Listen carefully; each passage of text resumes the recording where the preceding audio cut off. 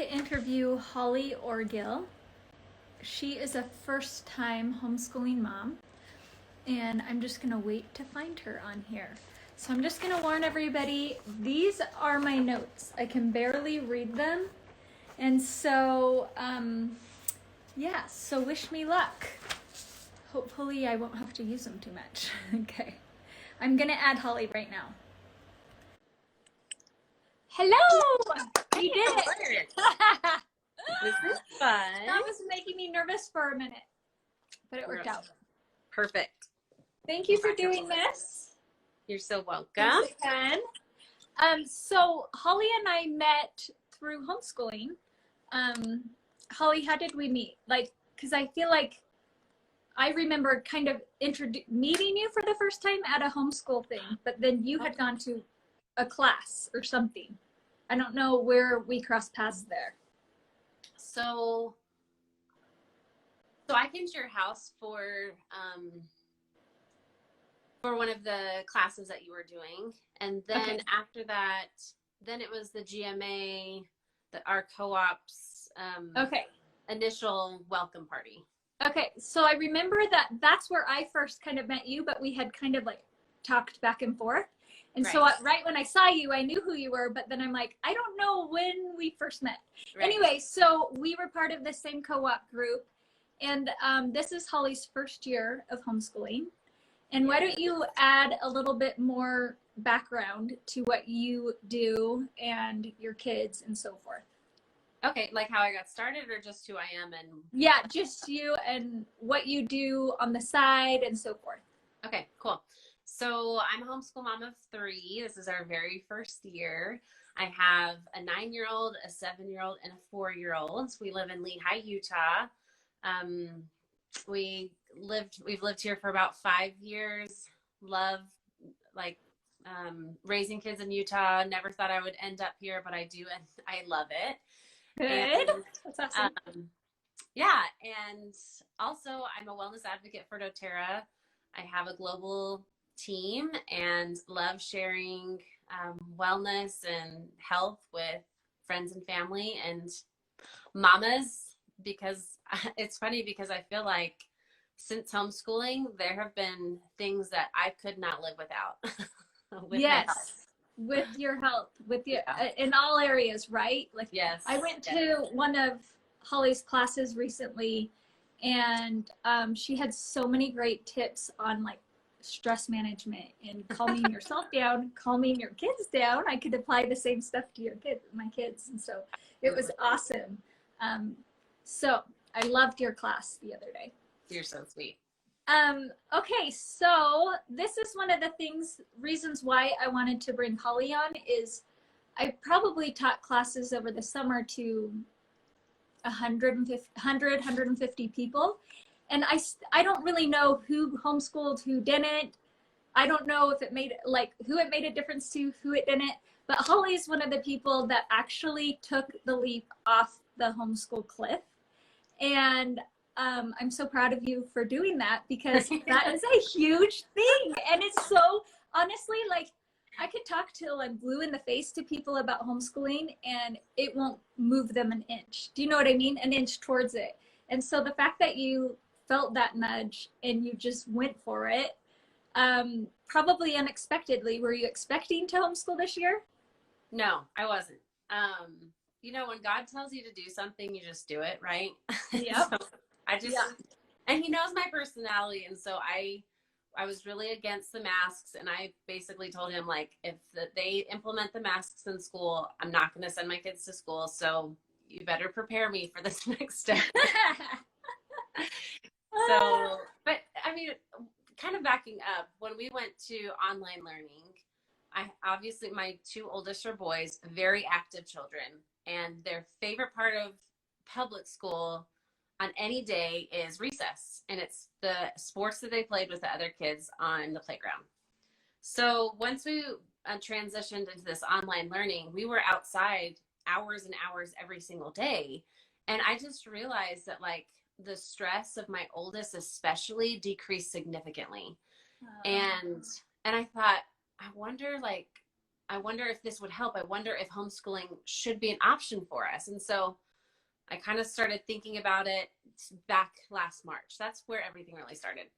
Okay. So your brain, you kind of had like a little bit of a preparation period mentally before you were necessarily ready to go for it, right? All the way.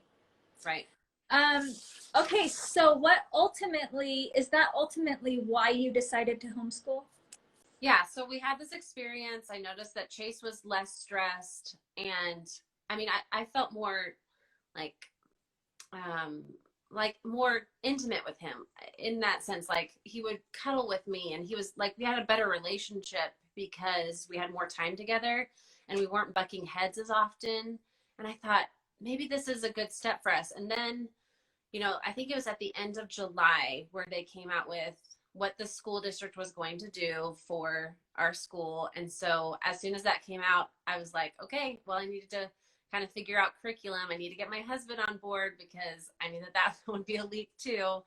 Yeah, and for sure. yeah, that's where it started. So it was July. I knew we were going on vacation in August. So I kind of put teaching classes and stuff to a halt with my business. I took about 2 weeks I repainted like this one room that I wanted to have our school in. Which is so cute. I've seen it. It's so cute. I love it. I went to like IKEA and got desks and more. I knew that I had to like keep my four-year-old entertained. So I had a desk for her where she could do Play-Doh and stuff that was just out that she had access to. And then got stuff for Chase and Carson. And I wanted to be in a pretty space. Like I knew that we would spend a lot of time here. I chose a room that had a lot of windows because I like natural light. Yeah. And then I had to figure out the curriculum. And I just felt like I needed to get all this stuff in place before we were going to be traveling for most of August. So that's kind of the timeline. Wow. So amazing. Okay. So what were your main fears going into it? What were your hesitations?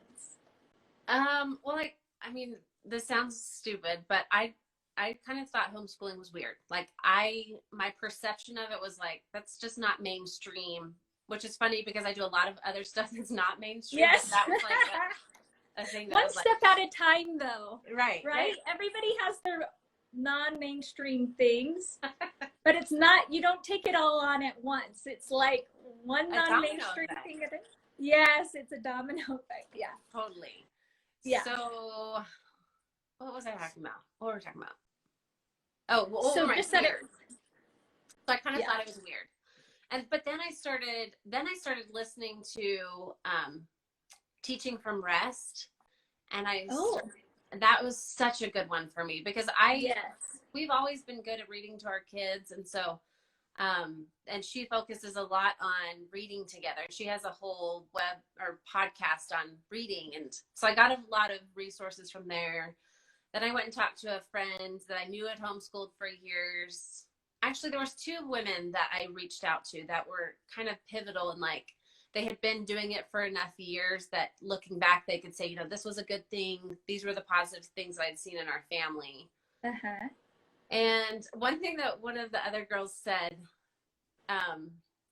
she said, you know, kids are just quirky. Like kids are weird anyways. It's not that homeschool kids are weird. Like it's a stage of development where you're just learning things and it's awkward. And so, because I had this worry, like, what if my kids turn out awkward? I don't want that. But truly, like, all kids are awkward. Like we all went through it, you know? And yes. It's normal to like figure it out and not to think that like little people need to be adults. Yes. And something I've thought about is, I mean, who didn't go through an awkward preteen phase? You know what I mean? And I think maybe kids who go to public school might come out of it faster, that awkward phase, because of the pressure of school, but then there's more scars that come with that. Yeah, more shame. Versus a homeschool kid is going to probably go through the exact same awkward teenage stage we all went through, only people look at that awkward stage and like, oh, they're homeschooled. That's why. Right. And the thing that comes with that is they probably will be in that phase longer because they don't feel the pressure to come out of it as much. Yeah. You know what I mean? And so, but I've met many adult people who have been homeschooled, and they are phenomenal, successful people. I shouldn't say many, several. Right. And so I'm like, it's very rare that unless somebody's neurologically wired to be that way, to not pick up on social cues, it's very rare that adults stay End up like that. Right. They end up socially awkward. It's very rare. Yeah. And I also think too, you get so much more like scaffolding.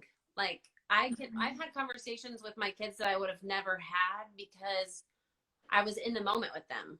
Like it came up in conversation at 10 o'clock in the morning, where typically when they would have gotten home from school, like on a typical day, they would get home at 2:30. We would have about an hour for snacks and to fight the battle of homework, which was never fun because my kids just wanted to play. Like that's all they want to do is they just want to be outside moving their body. Yeah. So it's just the struggle instead of like a more gentle atmosphere, I guess. Yes. Well, and I actually haven't experienced what public school life is like, but when I hear about it from the outside, listening to friends and looking back on my childhood, I'm like, it's just a go, go, go. From what it sounds like, which is completely opposite of what I've known as a parent, is that go, go, go place. We've never lived in it. And so I'm like, I know people who send their kids to school say, how do you do it? Like, how do you homeschool? And I'm like, how do you send your kids to school? And you're going, you know? And so I think it's like there's cards on both ends, right? Right. And so you choose your hard.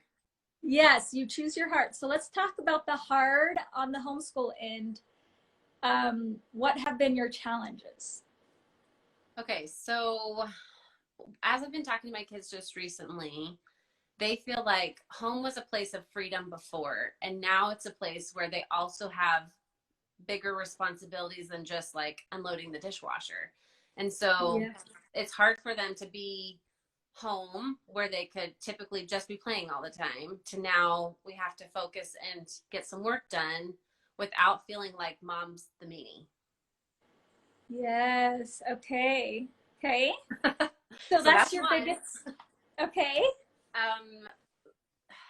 So like I mentioned, like at the beginning we had throwing pencils, breaking pencils, stomping up the stairs, like some major tantrums over, I'm not doing this. I'm just not doing this. Digging in their heels of just refusing. And it takes, okay, why homeschooling, I think like the root of this is so hard. It's all about the relationship.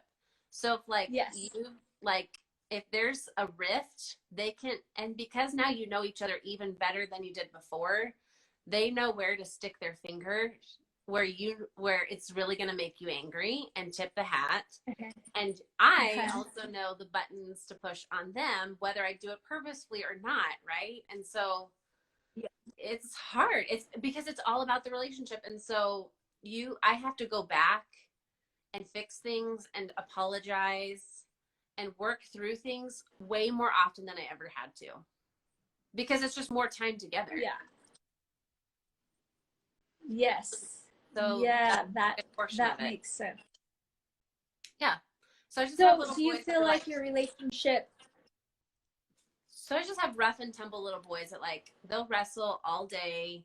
Like they constantly want to be touching each other. So they kind of like, if one of them gets this like crazy feather and they're just like, no, I'm not doing it today. They just play off of each other and it just feels like a constant fight. Yeah. So I've had days like yesterday, I actually reached out to you yesterday and I was like, I don't even know what to do. Like, I would rather send them to public school today because I need a break from them and they need a break from me. And I just feel like total failure today. So I've had all days. I've had days where I'm like, oh my gosh, I love homeschool so much. And other days like praying and screaming and crying all at the same time. Yeah. It's like this like wild ride. Oh my gosh. Yeah. And I feel like, so we kind of texted back and forth. And of course, me being several years into it, I have this like rose-colored glasses when I teach classes, I'm like, it's the best thing in the world. Anyways, I tend to have that. But then when you texted me, my defenses went up, and I want to be like, oh, don't worry, you'll get through it. You'll get through it. You know what I mean? But then I had to stand back and say, wait, like, I know what she's talking about. I know those days, and I know those months and those weeks. And even though I see it as so wonderful, that it's a very real experience to be like, am I destroying this relationship? If I keep pushing, it feels like a lose-lose, because if I don't push, will they be completely behind and never want to learn from me again because I gave in? But if I keep pushing, what will this do to the relationship? Yes, that is the struggle. Yes. I that is like so well said. So I will just share that every school teacher hits this same point, and they don't care about the relationship like we do as mothers. Right. But I taught school for several years, and I was thinking as we were texting, almost every April, I felt like I was going to have a nervous breakdown as a school teacher. And there were times where I was like, I can't do this. And I even had a moment where I had a class of all boys and 2 girls with all the boys had ADD in first grade. It was a first grade class of all boys, because it was at a private school, so they didn't really have control over the genders. And it was at a specialized school for kids with ADD and dyslexia. And so by April, I went to the head director, and I'm like, I'm going to have a nervous breakdown. I can't do this one more day, you know? And I remember in this time period, I had this impression come over me. This is exactly what you will go through as a mom. Like, and I was like, oh, don't tell me that. This is going to be my life as a mom, you know? Anyways, I want to hear more from you, but I just want to say, this is totally part of being around kids 24/7, like whether you're a school teacher or a homeschool mom. And I think it's trickier as a homeschool mom, because that relationship is it's strong, but it's also fragile, right? Fragile. Yeah. Yeah. And I feel like if I didn't care so much, it wouldn't be such a big deal. But like, whenever I jump into something, it's like either 1,000% or 0.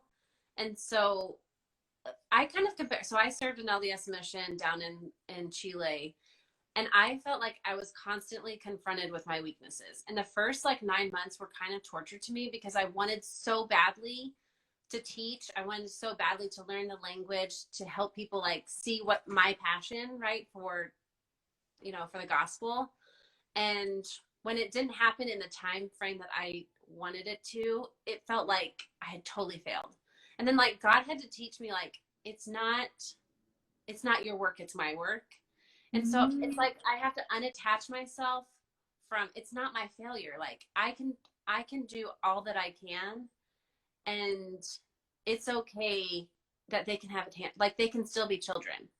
Yes. Right? Yes. But it's hard in the moment. It's hard. It is. And I think you hit on something, that these are God's kids, and He knows the rabbit hole you need to go down with that kid. Even if it's hard. Yes. Yeah. It will be.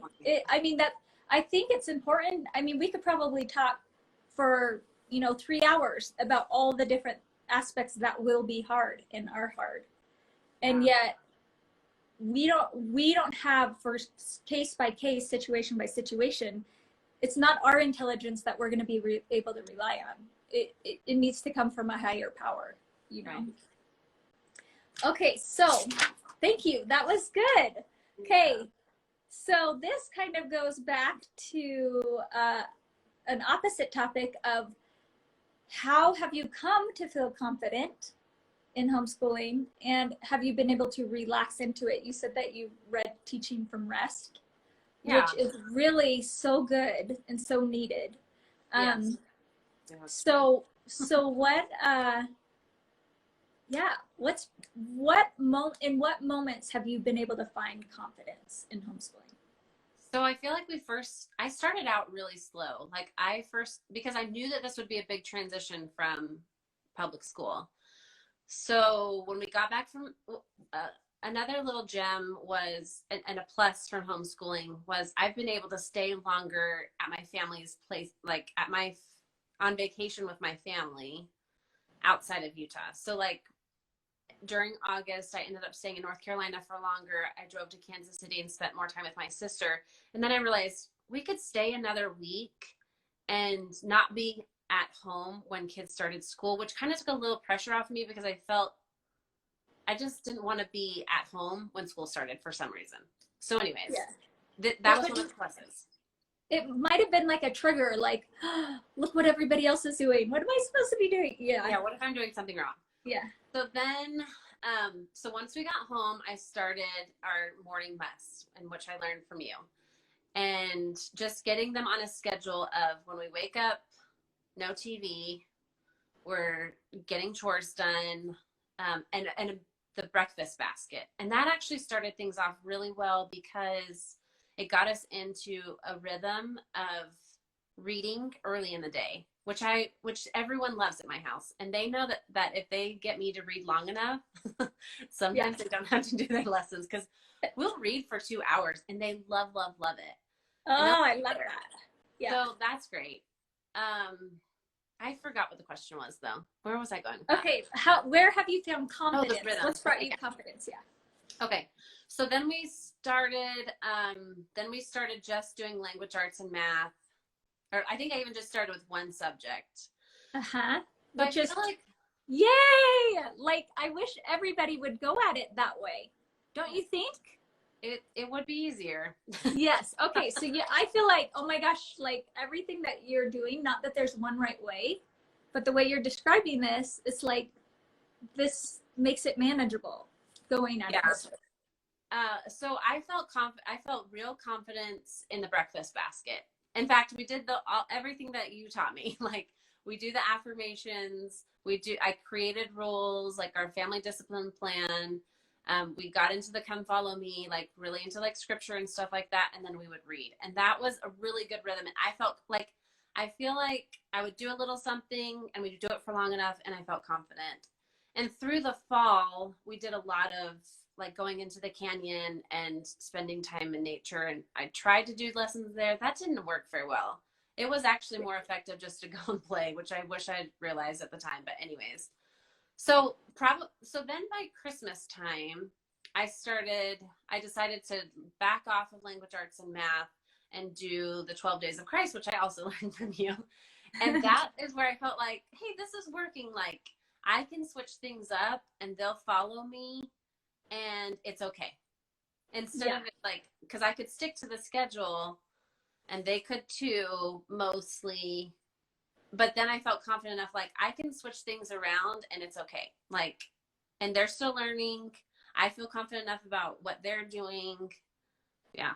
So between Thanksgiving and Christmas, I felt a shift in, I'm a homeschool mom. Like I can do this. I love it.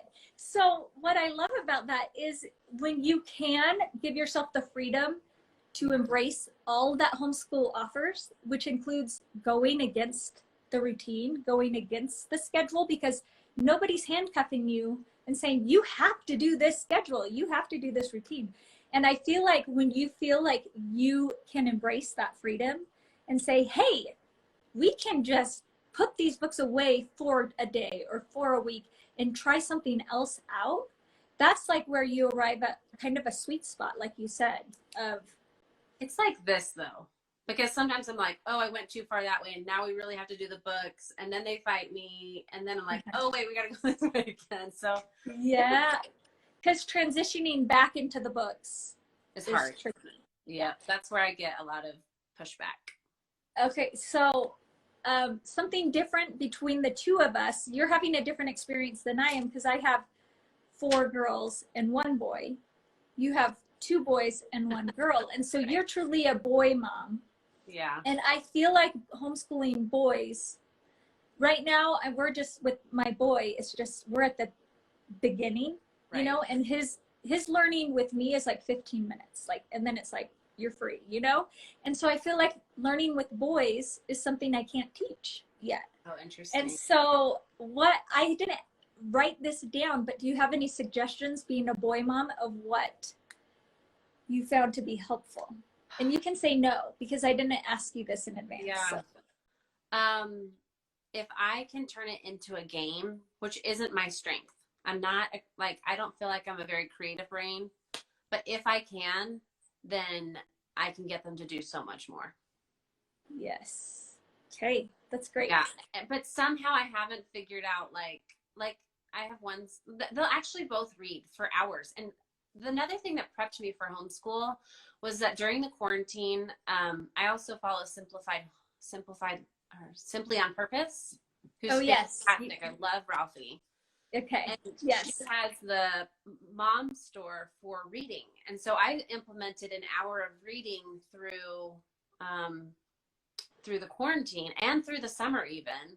And they would go to the mom store and they'd get 2 treats that I would never give them. Like they're not in our normal kitchen, you know? Yeah. And that worked really well. And now I don't do the mom store anymore. And Chase will read for an hour on his own.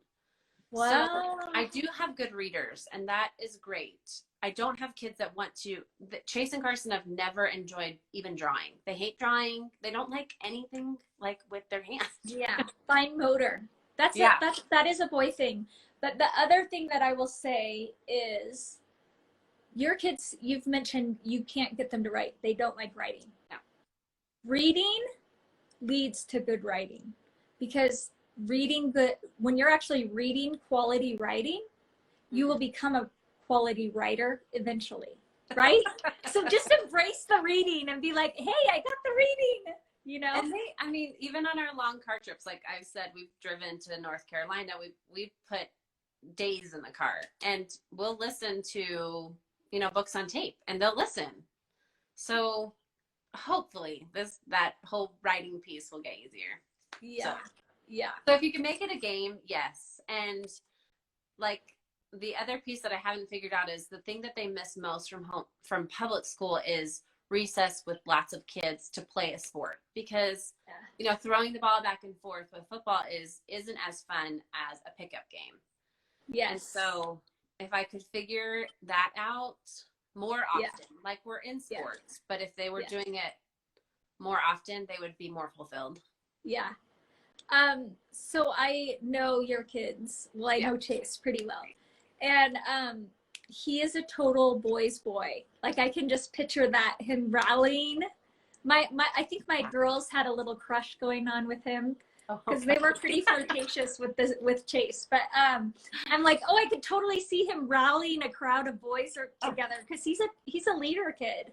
Yeah. So, and I think it could evolve to that. I mean, I don't have suggestions for you right now, but it's interesting to think about. Let's see. You kind of went through, what does your typical day look like? Anything you want to add? Just that I am done by lunchtime, and we don't do any more. Like, I've done the good and the beautiful, and it's about 45 minutes to an hour to get both of them through stuff, like through their lesson for the day. Uh-huh. And I have a room that's full of like games and like learning activities. So I rely on, hopefully the environment is good enough, because from 12 on, it's kind of a free day for them. And I try to only do like 45 minutes to an hour of screen time if they do their learning time and their chore. And I do a lot of work during that time. So I also, this might be new to some people, but I was a business owner prior to this. And so I've always had help. So I've had other women come in from like 1 to 4, like 3 times a week to help with laundry, and so that I can run errands and stuff like that. And so that has actually been key to being able to continue my business, is getting help. And so that reduces my stress too, which makes me happier. It gives you time to be you. Yeah. Like you're, what you've always done, and you're not being consumed and absorbed into this, you're still able to have a little bit of a separate space for you. But I think that's a key to what you brought up, is having help of some sort. It's hard to imagine not having some sort of support system to back you up, you know, so that it doesn't feel completely on you. Right. So, and my husband is fantastic, but he's a police officer, and when he comes home, he's really done for the day. And he's, you know, helpful after dinner and getting, you know, that whole routine, but he's not wanting to be part of the teaching aspect of it, you know? And so, yes. And that made me a little bit nervous because I knew that he wasn't like a super hands-on dad, which is fine. Like, I love him and we have things figured out, but I knew that that would be part of the equation. So I actually bring on more help probably so that it's not as stressful in our marriage either. Oh, that makes total sense. Total sense. So, and going into this, you knew I'm carrying the burden. I'm going to be carrying this burden. Right. It's not like he's saying, oh yeah, let's do this together. He's like, you can't back out of this once you start. Yeah. And this is kind of your choice. This isn't my choice. This is your choice, right? Yeah. So what have been your favorite resources so far? You've shared a few. Are there any others you want to add to your list? Oh, I'm almost finished with something The Wild and Free. The best. The Call of the Wild and Free. Yeah. Such a good book. And that works really well for boy moms too, is like being outside. Because that's all they want. They're like, recess, just let me go outside, you know? Yeah. Yeah. So that's been fantastic. Oh, Harmony. That's where we've gotten a lot of our funding. I've used our funding just for extracurricular, which has been a lot of fun. That's awesome. Yeah. So for those of you who don't know, Harmony Education is a government funding program where they take your tax dollars that would go to a public school and they kind of put it back in your pocket to spend on homeschool specific stuff. So that's what that is. In every state, most states have it, and I can post the information for each of those states later. Let's see, we've covered a lot of my questions. Do you have any suggestions for those who are considering homeschooling? Pray about it. See if it's the right thing to do. I mean, truly, like, if it's the right thing, then you'll find the resources, you know? Yeah, you'll be guided. Yeah. Do you plan to continue to homeschool? And if so, what do you foresee your future of homeschooling to be? Well, yesterday I wanted to send them all back to homeschool. Yes. Like, you know, I think too, it would be different if I had more family around. Like if I had grandparents here locally, then I could use more like help with just that they would do learning from someone else. And I also saw that like when my parents were in town, they helped with the homeschool, and that was so wonderful because a lot of times my kids will do things for other people that they love, like their grandparents or uncles, than they will for me. Yeah. Yes. So do I want to help? Like, yes, I really do. And I my whole intent this year was like to use homeschooling as a way to convince them that it was like the better way. So I still have some gaps where I haven't totally convinced them. But ultimately I would love to. And the truth is like we could be, other than my husband's job where, you know, and he'll be retiring in not super long, we could be free. Like we could live anywhere. We could travel anywhere. We could help anywhere. And that is like, I try to set my life up to have as much freedom as possible. And it sounds crazy because in parts of it, homeschool feels like you just took away your freedom. But in a lot of ways, like, gave ourselves so much freedom, you know?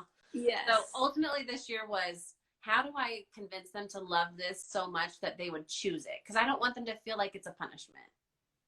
Yes. And I are well on your way to figuring that out. But one thing I will say that I've heard other people over the years mention is the hardest thing to do is to take a homeschooled kid and put them into school, or to take a kid who has gone to school and turn them into a homeschooler. Like a lot of times it's hard to make that transition, and you've done it. You've done it almost seamlessly.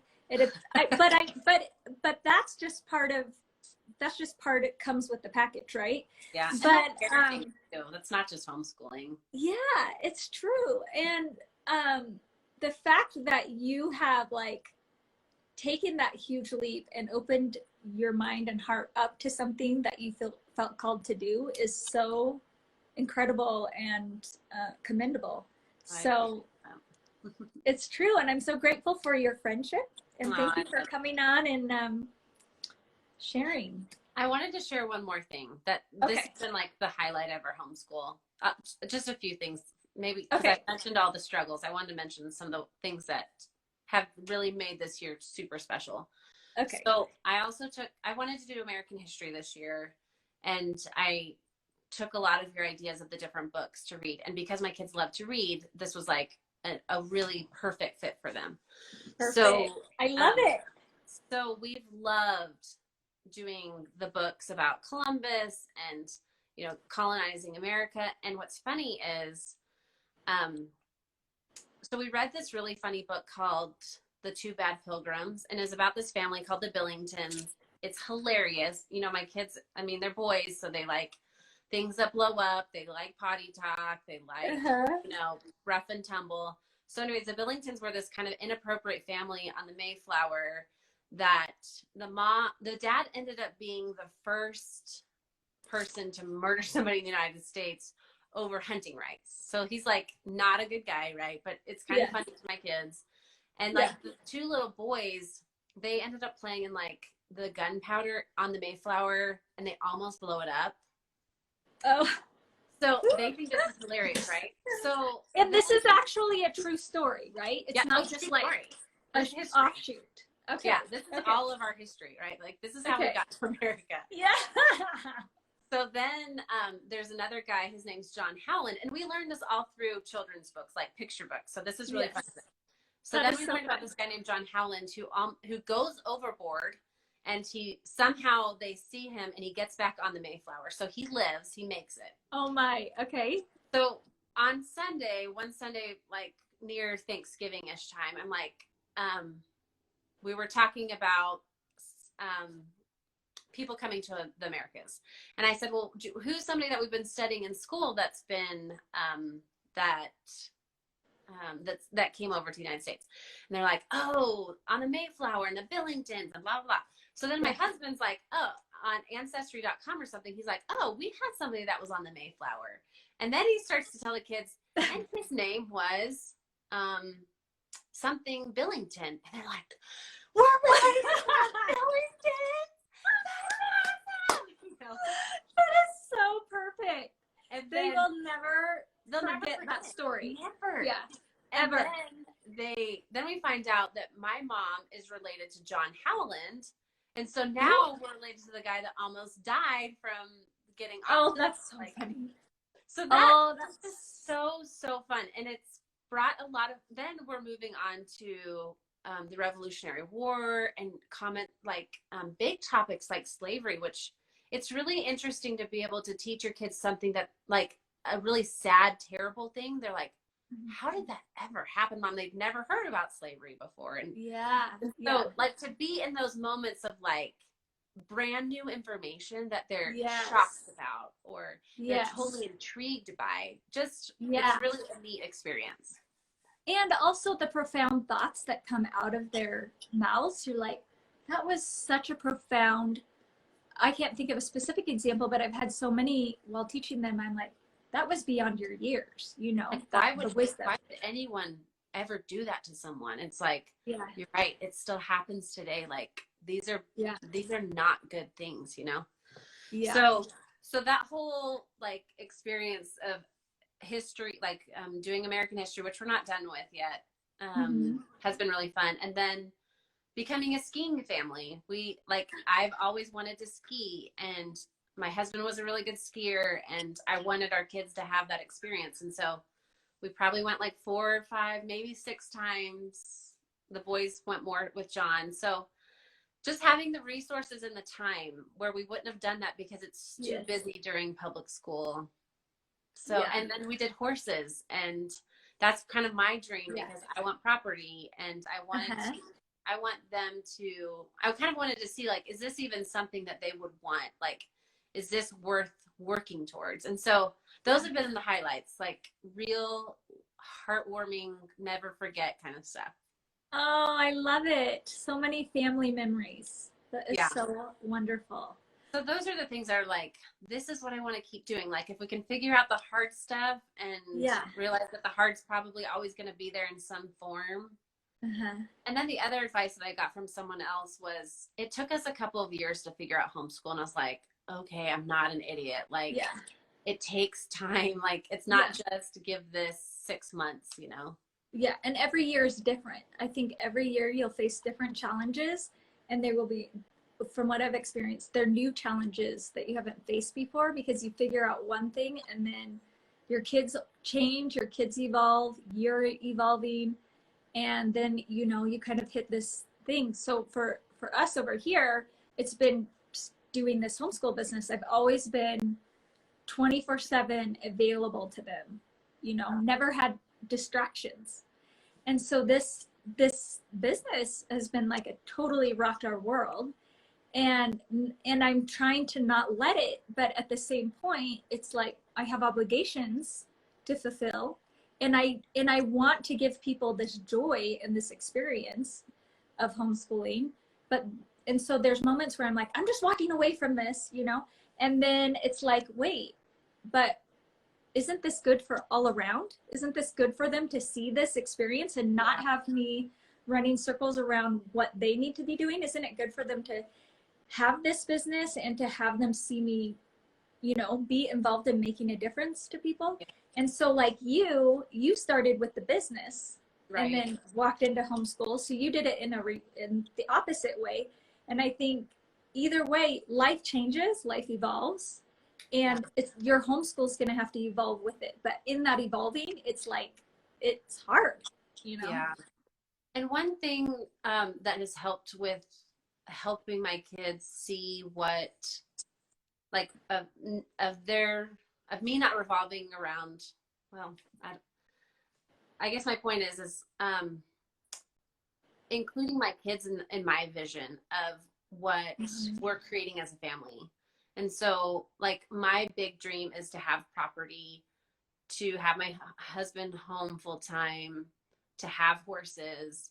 And so when I say, okay, mom's going to go teach classes, and they really want property because they've experienced they've experienced it through my family. And so they feel like, at least this is the conversation that we have, is that they're part of this. Like they are helping mom to fulfill our family's dream.